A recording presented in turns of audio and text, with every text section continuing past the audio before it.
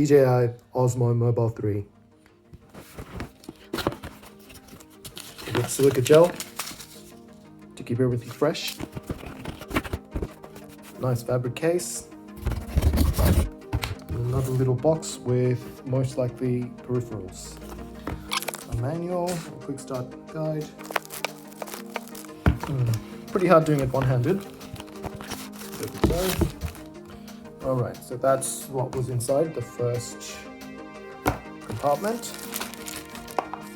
It is a carry pouch. Opening the other compartment. Like the tripod legs. Okay, and that's the tripod legs. When it's set out. Let's open the case.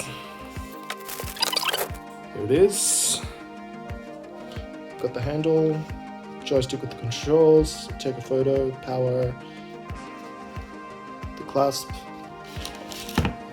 Looks like there is, this must go around the wrist to hold it.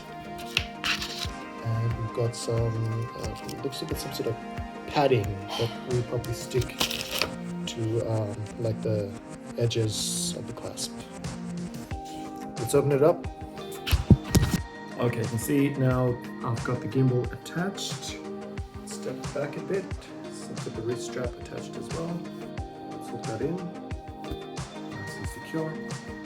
And you can see it's pretty nifty.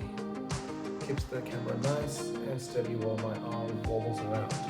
Now I'm using the DJI Osmo provided app for the gimbal. Let's look at some functions.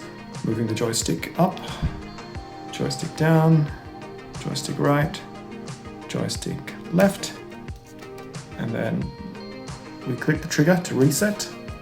I think right now it's tracking me, so as I move around, you can see the gimbal tracks me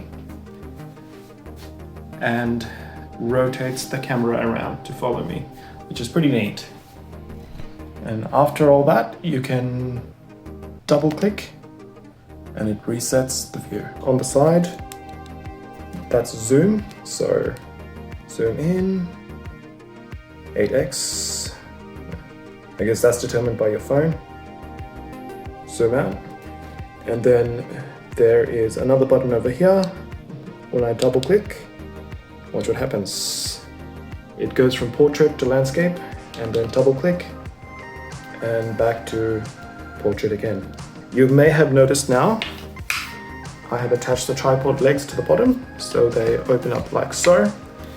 And if I put this chair over here, there you go.